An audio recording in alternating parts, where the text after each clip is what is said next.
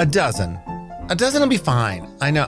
Some people like the small, like smidgeny things, but I don't want those. I want a lot with cream, extra cream. Mr. Davis likes the chocolate, and he loves the sprinkles. Get me one though that's like our kids call it like the old lady flavor, the sour cream. Yeah. Oh.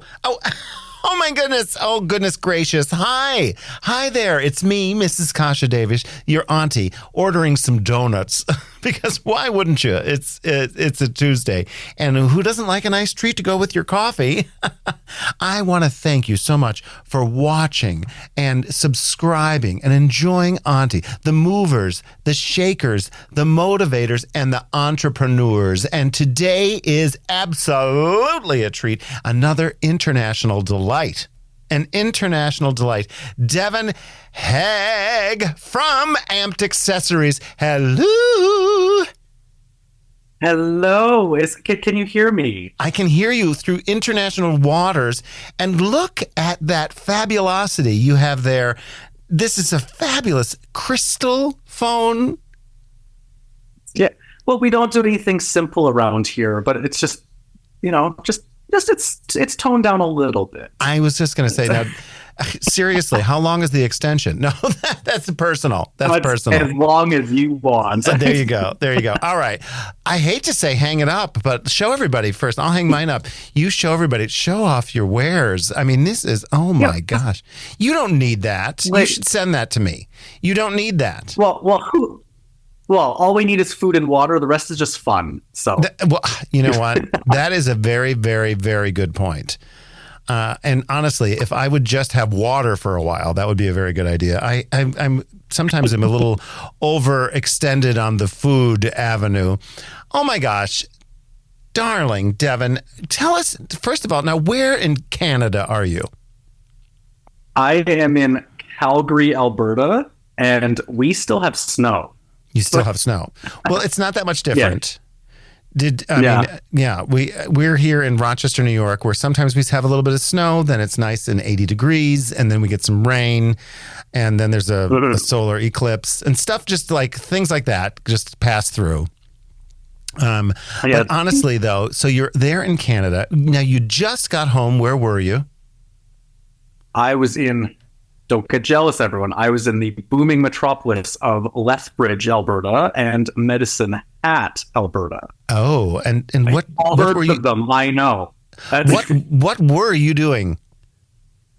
I was actually seeing a number of my clients with Cutco, so I was taking care of some of them, doing some warranty work, doing some sales, doing some sharpening, and yeah, I was knives. Oh, okay. We can't. Yeah. We have to address who's this darling kitty cat there. He's one of my bougie little assholes. This is Auntie. Oh, he sometimes likes to say hi, but other times not really. But this one's Hermes. And squished face. The other one right? is Christian. Yeah, he's like one of them grumpy cats. Oh, perfect. So, looks just like Darien Lake. Yeah. Which end? Oh my gosh. Well, I hope they just keep making an appearance. And your home is darling, and I love your blouse. All right. Now we've got all the niceties aside. Yeah. Honestly, this is just all going to be nice because you are my favorite place to purchase my gems, my rings, my baubles, my button earrings that I love so much, and Amped accessories, accoutrements. And so now when we talk about entrepreneurs and we talk about motivated people, RuPaul's Drag Race came onto the scene however many seasons ago. What are we up to now? 16 seasons ago. Yeah. And you are one of the people who saw something happening with regard to drag, and you said, I want in. Is that about how long you've been doing the business? Tell us a little bit about how long you've been doing Amped Accessories, and then we'll get into the knives. Yeah. We started Amped back May of 2015. So it's just about 9 years now. And it's just kind of exploded since then. I guess it really just happened because I was performing a lot more back then, and getting paid those 40, 80 bucks Yes, for the the gig, big money, the Canadian big dollars. money. So that's like $12 for you. Well, the big money. But Because so, what is your drag name? it's Fendi. But ironically, what I'm wearing. So That's not ironic. You planned that, bitch. Don't even start. I actually didn't. No, So you're this is my performing. favorite sweater right now. So you're performing, Yeah. So and drag race is happening, and I was like, I'm getting paid 80, $100 a gig in Canadian dollars, and maybe a couple drink tickets if they're really feeling generous. And just really realizing like drag's expensive. And I was buying from a few brands down in the States because that's really all you could get. And I was spending 150, $200 American on earrings. So that's a huge, like our dollar is garbage. So definitely really expensive. But I'll always say like they're great products. I love the stuff I was buying, great quality. They're just art pieces. right? And I'm never going to knock a brand for what they make, but it was just coming down to dollars and cents for me. That I was like, I knew I wasn't the only one in that boat with needing an option that was a bit more price friendly. Right. And I was feeling also that I just wasn't getting the service that I felt should be there. Like when they're like, yeah, you'll have it in 2 weeks, and all my orders took 4 to 6 months to arrive. I mean, So there was thank you for bringing that up. That's a disconnect. And honestly, you've hit on a couple things here, a couple drag queen nerves, right? I mean, the fact of the matter is the clubs back then, and still to this day, sometimes pay our locals, entertainers, a very low rate, and then have this expectation of all this fabulosity all the time. And this was actually made by my drag mother. And I wanted to wear this because she was, back then, she would make stuff and make it affordable for us. And that's the whole point here, is that if you're a gig worker and you're out there doing these shows and you want to continue to be inspiring for the audience, inspiring for the club, sometimes you just simply can't afford these crazy prices, right? And I think the fact is that you've created a product that is fun and it's also affordable. I mean, I am so excited to show people photos of your booth at DragCon. I mean, how many pieces do you bring to these booths? We actually don't count, so please don't just take stuff because we wouldn't know if it went missing. Okay, don't tell everybody that. But I would say there's easily probably in about the 1,000 to 1,500 different items there. There's anything you could need. Everything from a bejeweled microphone to you have a few. Which I have a few, to every piece of jewelry. And what I love is that you identified that there was this need and it was creative, but you also said, I'm going to make it affordable for essentially the masses. I think pretty much there's something at that table for everybody. Let's just put it that way. Yeah. And there's still, honestly, there are still a few people that when we meet them, they're just like, you want how much for that? And so there is some still that, like price wise, it's not accessible, but we do our absolute best to make it as affordable to as many people as possible. And I was always finding that was a struggle, and also having it just simply available, like getting it is hard. So right. We want to have access to as much as possible. That's why our booth is just obnoxious. Well, if you could buy it in person, that's always much more fun. But my experiences with you have always been, you're very, very detailed with like, I want to make sure I get this to you. I want to make sure I get this to you on time. Do you have a specific, to ask the questions because, frankly, you're a performer. So you understand the desire, the need for these things. But I love, what's inspiring me is that you saw this industry, you saw the need, you said, I want to get involved. And it's not just taken off. You're selling worldwide. Yes. When you start something, you always have big dreams of like what it's going to be, like it's going to happen immediately, which it doesn't.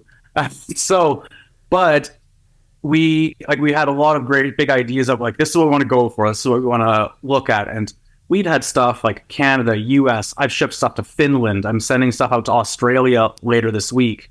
Like around the world. And you don't know who's heard of us or where they've seen us. It's just social media is really this funny thing that, well, people are tagging your products and they look sparkly and lovely.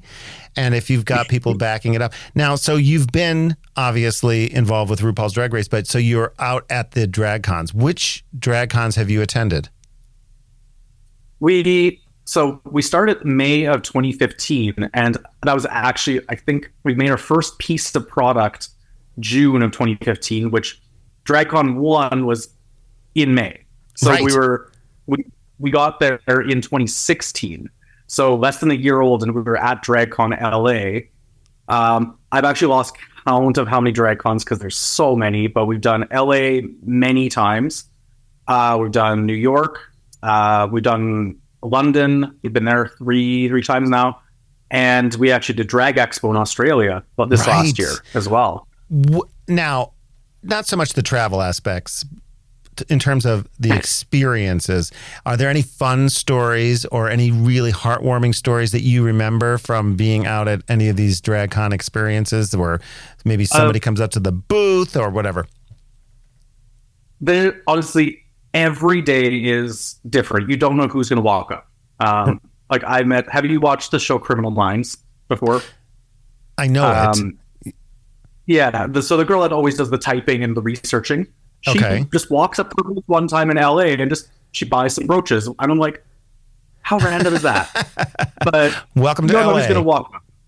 But then I remember distinctly, like, we still chat a little tiny bit where he was 17. He came up to the booth. He was at DragCon for the weekend with his mom. And he was at DragCon to buy things so he could go to the prom in drag.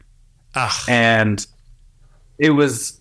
I borderline had to just step away for a second. I was like, okay, this is just a lot. This is I'm tearing up a little bit with it because it was just cool that he was so confident in himself to do that, but also he had the support with that, which is really what everybody dreams that they had, but that's not the reality for a lot of us, is that we didn't have that great heartwarming experience with your family and coming out and your support.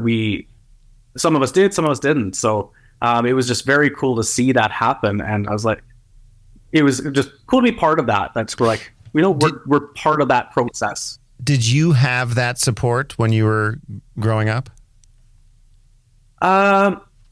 It's a very mixed thing. So I grew up, of all places, in a small town country Baptist church. Oh, so they were very supportive. They couldn't wait to get you dolled up. Yeah, you raise your hands in church, and that's not okay. Right.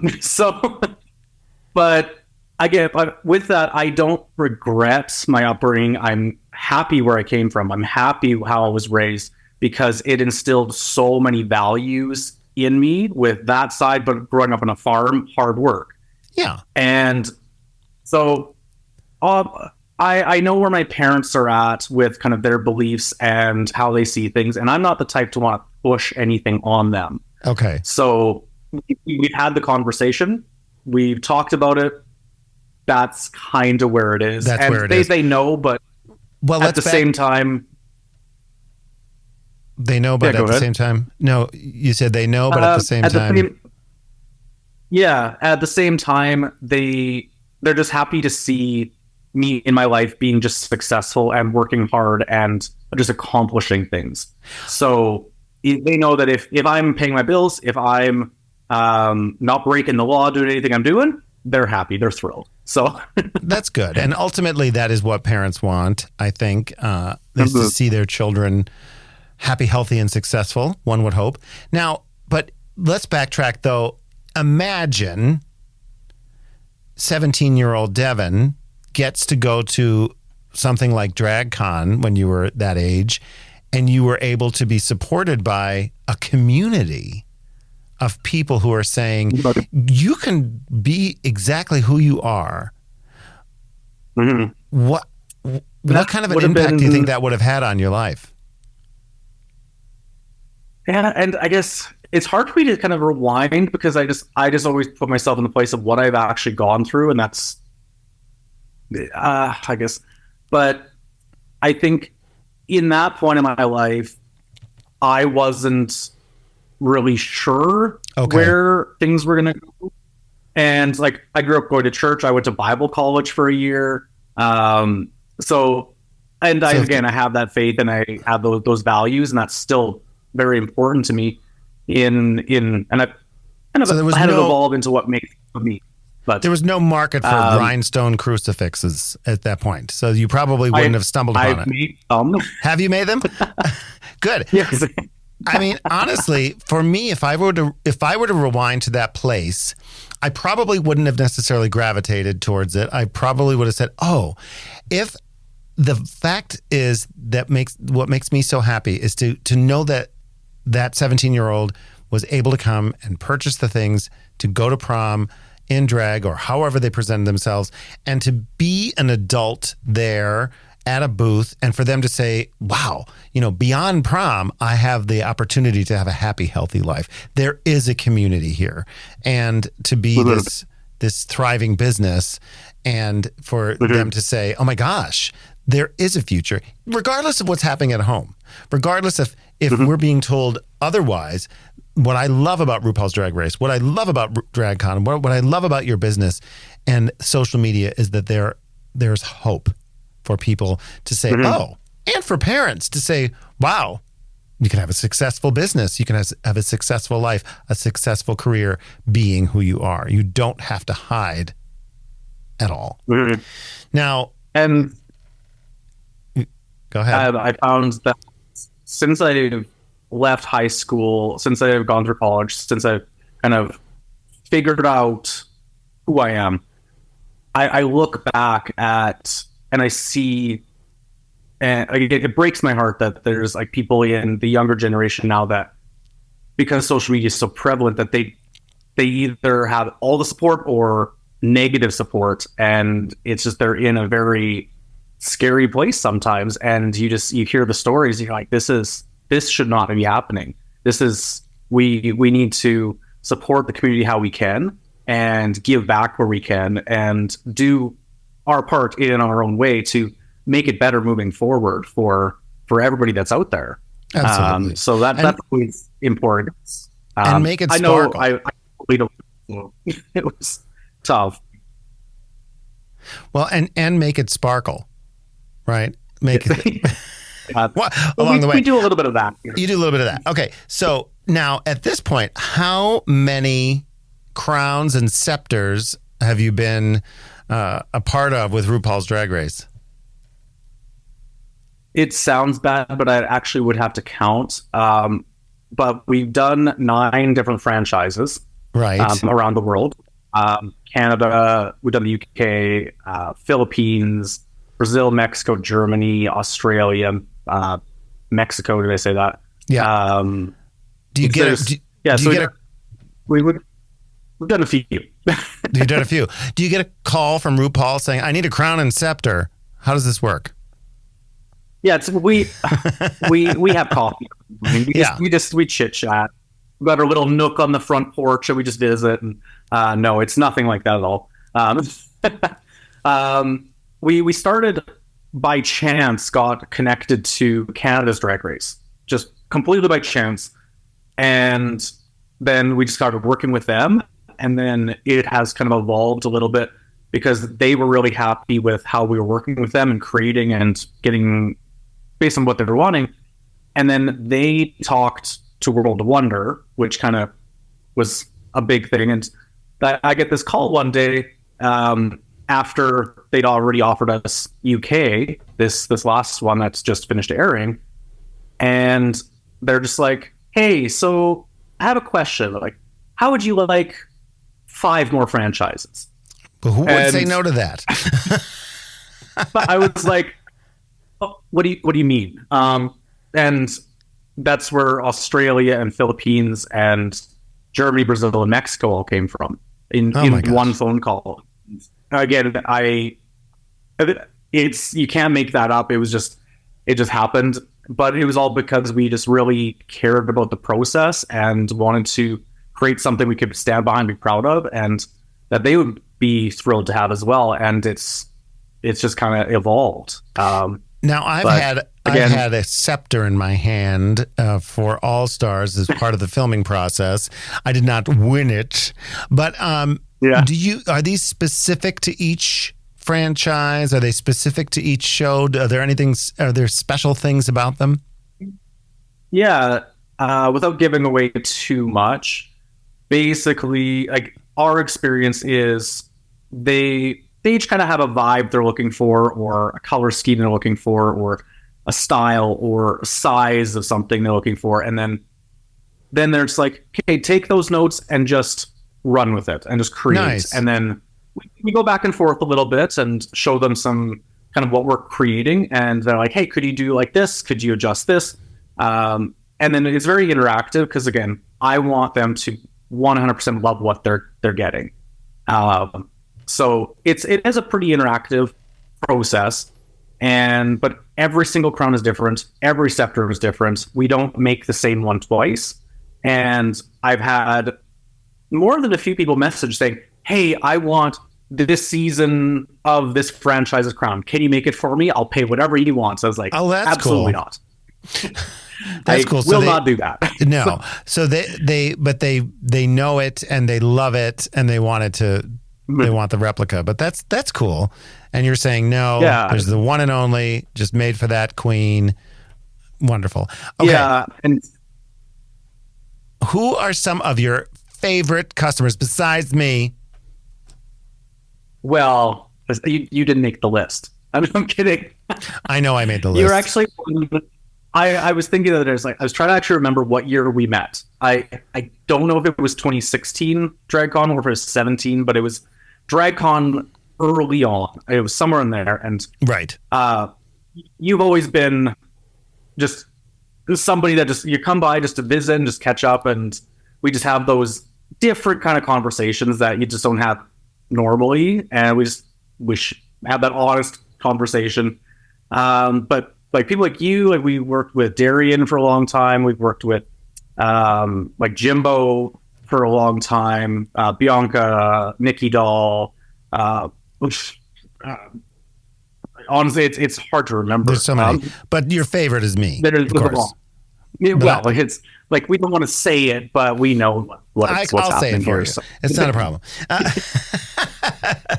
No, it's interesting because when I go to DragCon, what really inspires me so much is to see the community aspect of things. And I love to see, as I mentioned so often, children of all ages there. And it's been a joy to watch you grow your business, to watch you, as you mentioned, as a child, you learned how to work hard, and it is hard work to do these conventions and to pack up. And I mean, honestly, I think your booth is given extra time because there's so many pieces to set up and tear down. Hopefully you don't have as much to tear down when you afterwards, you can sell a lot. But you know, it's a lot, and they position you right there out on the pink carpet. Everybody gets to see the sparkling gems and the videos, and it's a presence that it makes me feel so good because I've not been to all of the drag cons all around the world, but the ones in the US and the States, I've been to most of them. And just watching your business grow and some of the other businesses is so inspiring. And being kind to people. I mean, you're very excited to see people. And as you said, the conversations we're having are about our real lives and not so much about the performance aspect. And I can see the way that you treat the customers, and it's just heartwarming to hear about those stories. Now, did you learn this business spirit from, the knife world? Tell me about this day job. Yeah. So I grew up on a farm and had to do those undesirable jobs. So I was taught you work hard, but you get out what you put into it. And I've been with Cutco for 15 years. Wow. And it's very much the work as hard or as little as you want. Sometimes when you remember, hey, I don't have to work that hard, then your 2-day weekend turns into a 7-day weekend. Oops. So, but just seeing that the direct relation to like how hard you work is typically the result you're going to get. And I do work long, grueling days and weeks at a time. My friends know, hey, I'm in knife mode right now. We're in DragCon prep mode now. Yeah. So they know that there's times where I just got back. I was gone for 10 days on the road, clients all day, every day for 10 days. But then I'm home for a few days. DragCon is like a marathon of 16-hour day prep every day till we're going. But it's just, again, it's coming down to that. I can see I might not be paid initially on what I'm doing in this moment, but it's going to fuel something in the future, whether it's a donation we can make to a charity or somebody, again, going to prom, that like we have the right piece for them in that moment and it's just the right fit. So we work hard now to snowball it all forward later. So well, any good salesperson is going to know that it's about the relationships. It's about the relationship building, being there for them. But now, Cutco knives, tell me now, do you have, do I see people doing these like demonstrations? Is that what you do? Like for large groups of people at like, Costco, or how does this work? Yeah. So ironically, like I do trade shows like DragCon for Hound, but I do the same thing for Cutco, not a DragCon, but that would be kind of fun. No, don't do but that. I do like, I have these, like, I do like home and garden shows, like home renovation shows, boat shows, these big, just huge convention type things. And we have our booth there, and like we're chopping some food, we're showing people product. But I'm all about that, like figuring out like who is that person, what makes sense for them, and what's the right fit for them. Because even though I'm in sales, I know that the reality is people won't have everything, but what is something they're going to use and appreciate and utilize. So it's just understanding them as an individual. So I work in a lot of big events, but then when I'm on the road, I go to their houses, I sharpen their knives that they have already that they bought from us. And then if there's warranty stuff, I go over that, get that fixed up. And then they see more and they're like, oh, we should get some more. I was like, well, if you must. Well, I guess I can sell you something. Of course. Well, so this is really, so you're selling to the individual, just like with the jewelry. So you're selling right to the individual. It's like you're the Tupperware lady, but for knives. Yeah, basically. Yeah.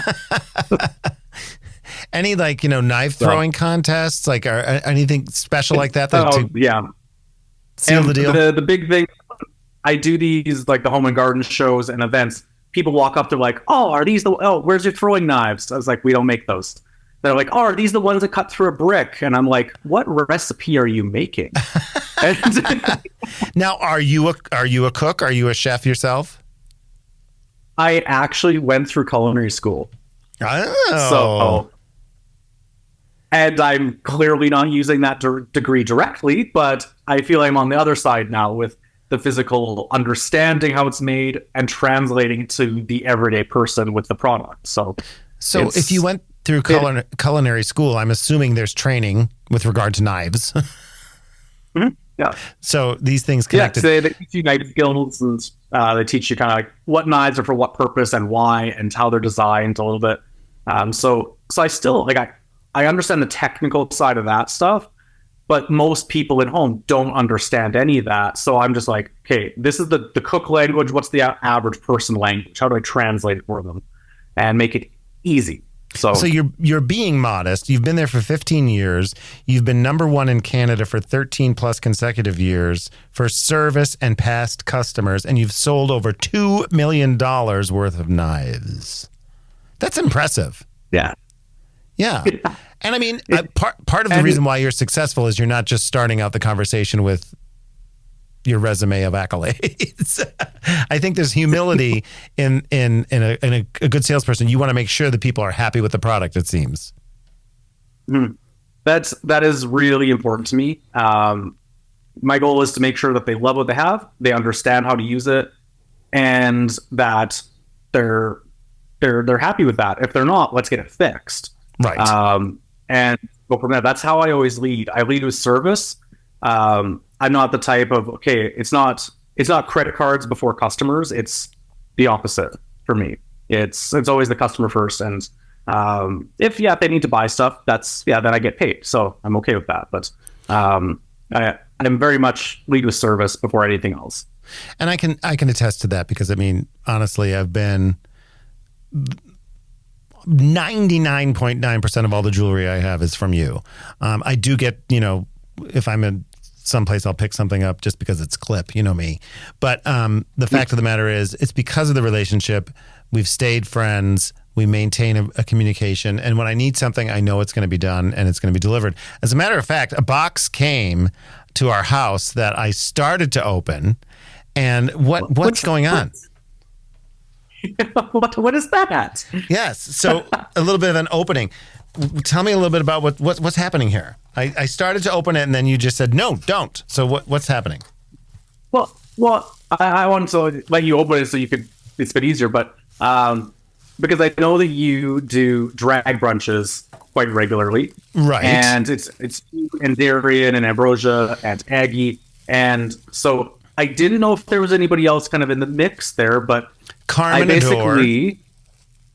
Okay, yep. So I made 5 pairs, but they're all slightly different. They all have a different focal point down on the bottom.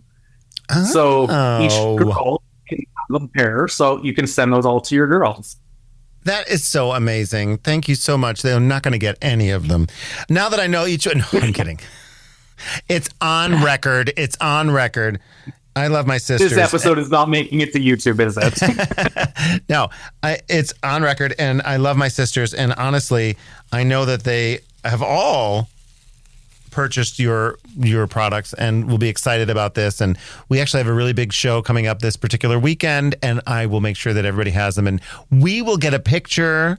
This is how this works, everybody. This is how people work together in community and business, help each other to support and to promote. So we will get a photo and we will tag and we will make sure that everybody is like, oh my gosh, there they are. And then they can zoom in and see the subtle differences between all of them. So thank you so much. That's so kind. Okay. We are at the point where we get to do our fabulous dad jokes. And I know you said you have pulled a couple right there at home. So tell us, and by the way, again, the house is beautiful. The cats just were sick of us, so they just went away. But anyway, make sure you give them some scratches and love. So I will allow you... One of them is upstairs avoiding everything. That's his favorite spot. So right, that's fine. So you get to go first as our guest. So tell us your first dad joke. Ready? Hit it. How many tickles does it take to make an octopus laugh? Tentacles. Yes. I never get them right. I got that one. Okay. What is the only thing worse than having diarrhea? Having to spell it. Having to spell it. Okay, you're next. Dad, did you get a haircut? No, I got them all cut. Perfect. I don't know. Why did the girl smear peanut butter on the congested highway? Because there was a traffic jam. I don't know. That one was going to go in the wrong direction there for a second. That got me a little bit nervous. Okay. So I can't wait to see you again. I want to thank you so much for your generosity. And again, I'm inspired by your entrepreneurial genes and the idea that you went out there and you're making it work with your knives and your day job, and you said, you know what, I'm going to make this work, and you're going to make these connections and you build these relationships, and that's how it's done. So thank you so much for joining us here on Auntie, and I want to thank all of you for tuning in, for watching, for sharing, and for remembering that there's always time for kindness. Take care.